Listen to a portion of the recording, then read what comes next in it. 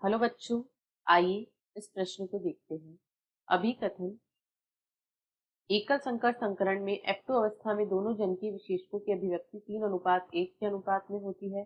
कारण विपर्यासी जनकीय विशेषक अपटो अवस्था में मिश्रण या ब्लेंडिंग को दर्शाते हैं। ए और आर दोनों सत्य हैं और आर ए की सही व्याख्या है। ब ए और आर दोनों सत्य हैं लेकिन आर ए की सही व्याख्या नहीं है। स ए सत्य है लेकिन आर असत्य है। द ए असत्य लेकिन आर सत्य है। ई ए और आर दोनों असत्य हैं।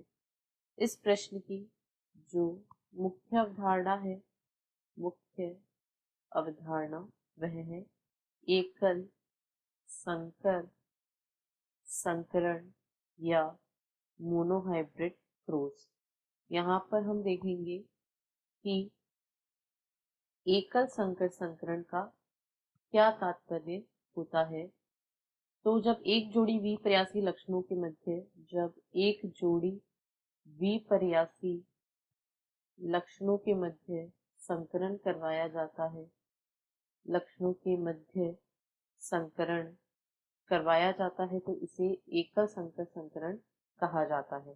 यदि यहाँ पर हम देखें तो जैसे कि मेंडल ने लंबे तथा बौने लक्षणों का चयन किया, तो यहाँ पर हम यदि F1 पीढ़ी को देखें तो यहाँ सभी पौधे लंबे प्राप्त होते हैं। ऐसा इसलिए होता है क्योंकि जो प्रभावी अलील होती है केवल वही अपना प्रभाव दर्शाती है, जबकि अप्रभावी अलील यहाँ अपना प्रभाव नहीं दर्शा पाती है। इसे प्रभाविता भी कहा जाता है। और यहाँ पर लक्षणों का कोई मिश्रण देखने को नहीं मिलता है। जो पौधे होते हैं वे लंबे होते हैं, इनमें किसी प्रकार की ब्लेंडिंग या मिश्रण नहीं होता है। अब यदि हम F2 की बात करें, F2 पीढ़ी की, तो यहाँ पर जब युग्मक निर्माण होता है, जैसे अब युग्मक का निर्माण होगा तो प्रत्येक में एक अलील प्राप्त होगी और इस प्रकार के संकरण से निम्न संततियां प्राप्त होती है। यहाँ 3 पौधे लंबे तथा 1 पौधा बौना प्राप्त होता है। ऐसा इसलिए है क्योंकि यहाँ पर जो पृथक्करण युग्मकों का पृथक्करण होता है, अलील का पृथक्करण होता है, जिससे एक युग्मक को केवल एक ही अलील प्राप्त होती है।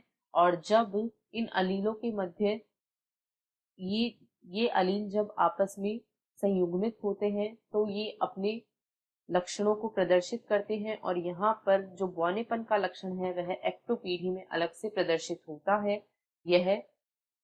इसे पृथक्करण कहा जाता है और इसी के कारण F2 पीढ़ी में 3:1 का अनुपात प्राप्त होता है।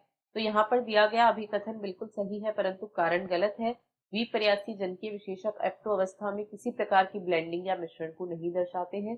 पृथक्करण के कारण यहाँ पर बौनेपन का लक्षण भी प्रदर्शित होता है। अतः विकल्प स इस प्रश्न का सही उत्तर है। ये सत्य है लेकिन आर असत्य है। आशा है आपको प्रश्न समझ आया होगा। धन्यवाद।